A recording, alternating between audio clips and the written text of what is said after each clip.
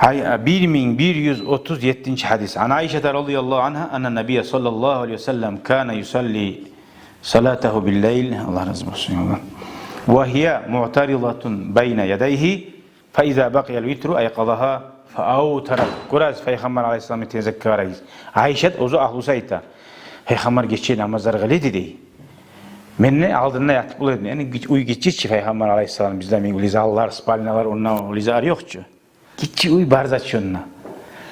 Menne aldığında yatıp bulayım. Ey bundan anlaşılı yatkamına yaş bolsa da aldığına ey turda götüne tevp yaşı taydırmasayna yaray. Aldığına yatkamısa da senin namazlığın arasında şu arada tuğumsa yaray uyakka bir yakka taydırmasan yatı alsa sen namazını Allah'a kılarsan o aldığına bolmaklığın o namazla deyin zat tuğum. Kara Ayşe de ayta gatun işya radıyallahu anha ana biz men Peygamber'in aldığına yatkan kuyda kalı dedim neyi? Şöyle Peygamber namaz kılıydı. Geçe.